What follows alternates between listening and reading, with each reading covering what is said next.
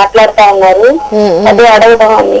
Okay, అదేమ్మా నీది irregular periods అయితే నీకు ఈ మన బిడ్డ కోసం ప్రయత్నం చేసిన ట్రీట్మెంట్లో ఏంటంటే నేనేం చెప్తాను, నీ ప్రాబ్లంని నువ్వు అర్థం చేసుకో.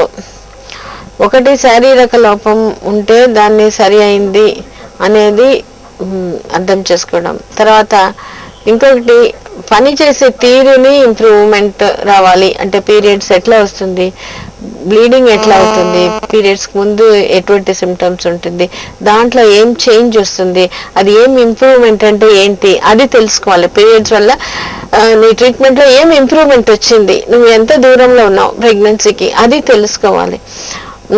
అప్పుడే మనకేమవుతుందంటే ఈ ట్రీట్మెంట్ మీద మన మీద కాన్ఫిడెన్స్ వస్తుంది. సో అప్పుడు కాన్ఫిడెన్స్తో ఎప్పుడు ట్రీట్మెంట్ తీసుకుంటున్నామో మనం ఖచ్చితంగా మంచి బిడ్డను తీసుకుంటాం. ప్రెగ్నెన్సీ వచ్చినాయి, నువ్వు అది చేస్తే ఏమైపోతుందో ఇది చేస్తే ఏమైపోతుందో అనే భయం ఉండదు. లేకపోతే ఊరికే పక్కన వాళ్ళు భయం చెప్పేదే, భయపడడమే మనం తీసుకోవాల్సిన జాగ్రత్త అని మనల్ని తయారు చేసి పెట్టేశారు. భయపడడం మంచిది కాదు, అవసరం లేదు. సో అది మీరు వస్తే మీ ఎట్లా అనేది మీరు చూస్తూ ఉన్నారు. అది తెలుసుకొని ట్రీట్మెంట్ తీసుకుంటే మాత్రం ఖచ్చితంగా హ్యాపీగా కాన్ఫిడెంట్గా మంచి బిడ్డని తీసుకోవాలి. ప్రెగ్నెన్సీ అనేది మనం ఒక సంతోషంగా ఉండాల్సిన ఒక టైం. మన బిడ్డని మనం తీసుకోగలుగుతాం. సో మనం మంచి తల్లిగా మనం ఉన్నాము అనే ఒక ఫీలింగ్ ఈ ప్రెగ్నెన్సీ రాకముందే మనకు వచ్చినప్పుడు డెఫినెట్గా ఏ ట్రీట్మెంట్ ఎక్కడ తీసుకున్నా నువ్వు సక్సెస్ అవుతావు అంతే. ఓకేమా, God bless you. Okay okay, thank you so much. Fine. So doctor గారు, ఇప్పుడు తల్లి అంటే ప్రెగ్నెన్సీగా ఉన్న ఒక లేడీ చాలా ఒత్తిళ్ళకి గురవుతూ ఉంటుంది కానీ ఏదో ఒక విషయంలో అలా గురైనప్పుడు తన బిడ్డ మీద ఎలాంటి ప్రభావం చూపుతుంది? డెఫినెట్ గా ఉంటుంది. దాని మీద కూడా చాలా స్టడీస్. అందులో ఇప్పుడు ఎక్కువ తల్లిని ఒత్తిడికి గురవుతుంది. మేము కూడా దాని మీద శాండ్వాన్ అండ్ వాద్వా అనే ఒక గ్రూప్ వాళ్ళు సైంటిస్ట్ వాళ్ళు చేశారు. వాళ్ళు ఏంటంటే 2 విధమైన టెన్షన్స్ చూశారు.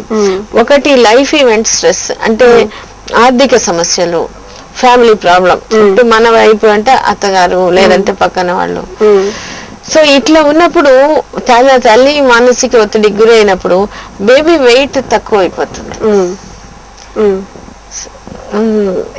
ఒకటి ఏంటంటే ఒకరు ప్రెగ్నెన్సీ గురించి, అమ్మ నాకు ఈసారి ప్రెగ్నెన్సీ ఏమైపోతుంది, నెల వస్తుందో నెల అవుతుందో మళ్ళీ ఏమవుతుందో ఈ టెన్షన్ ఉన్నప్పుడు ప్రిమెచ్యూర్ లేబర్ అవుతుంది.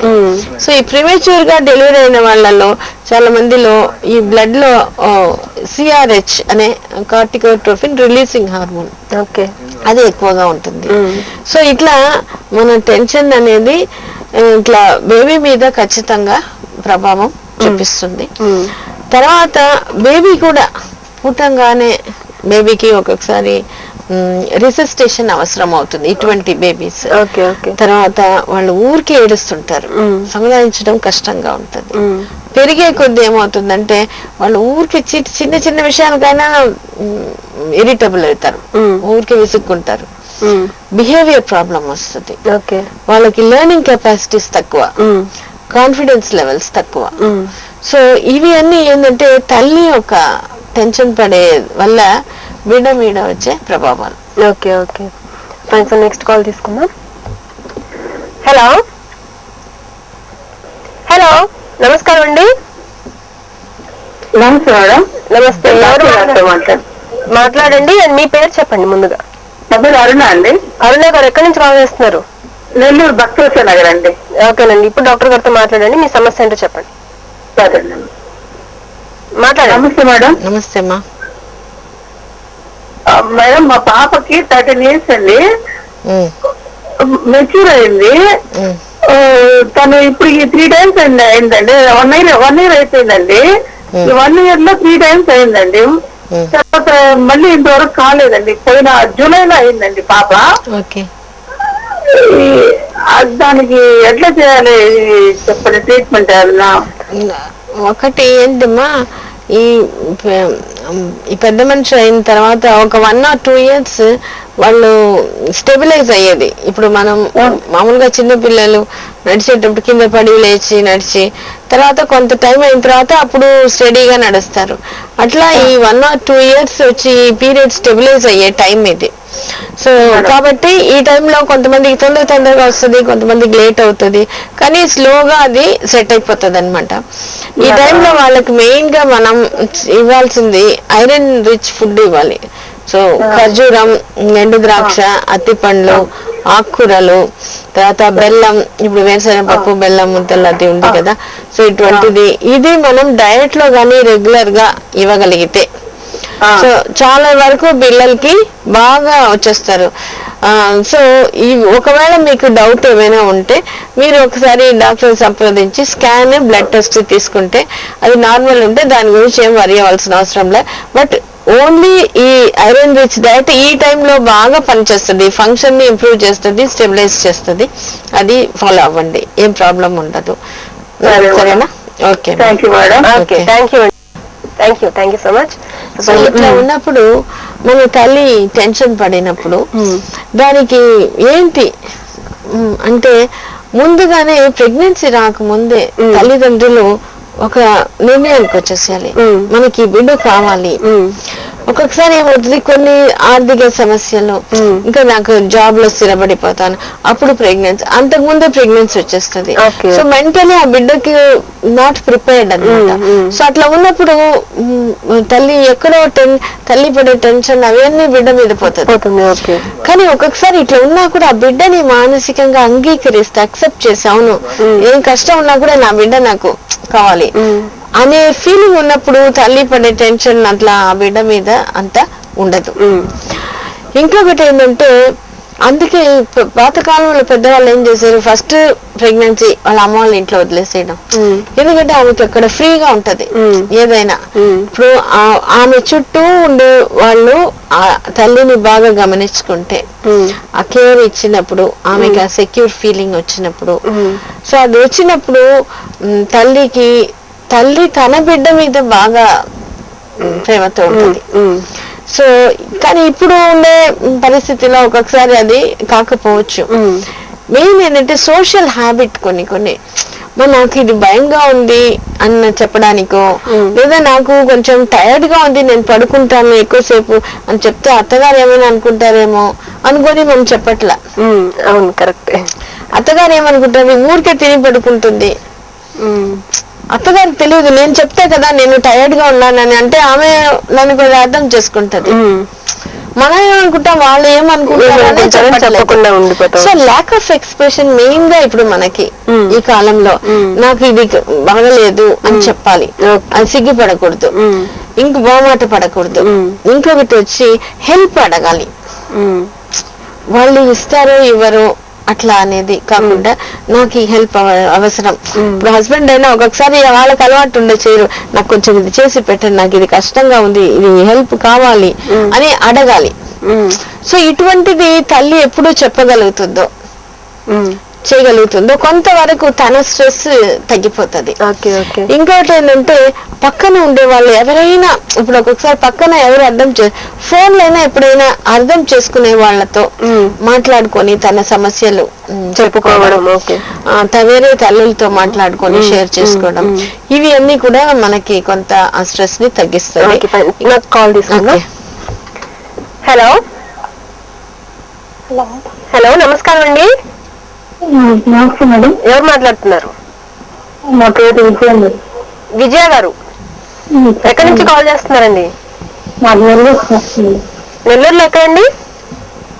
Nellore Mulapeta. Okay, fine. So doctor గారు ఉన్నారు, మీ సమస్య ఏంటో చెప్పండి.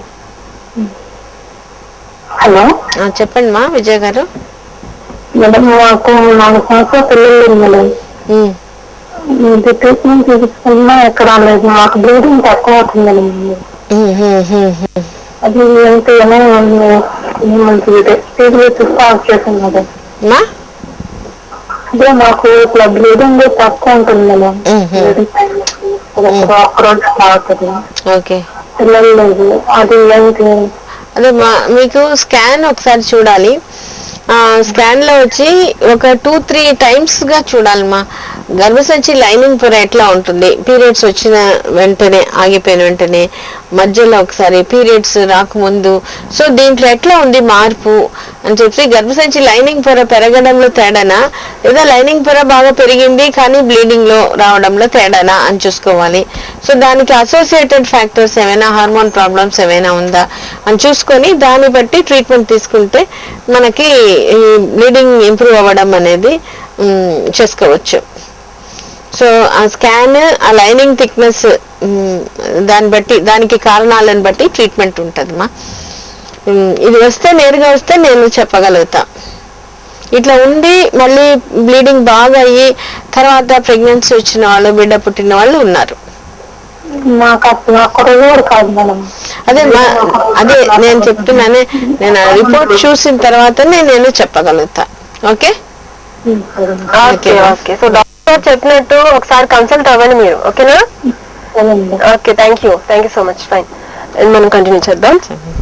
సో అట్లా ఇప్పుడు ఈ మదర్ టెన్షన్ పడినప్పుడు సో పక్కన ఎవరైనా సపోర్ట్ చేసుకొని ఉండడం ఒకటి.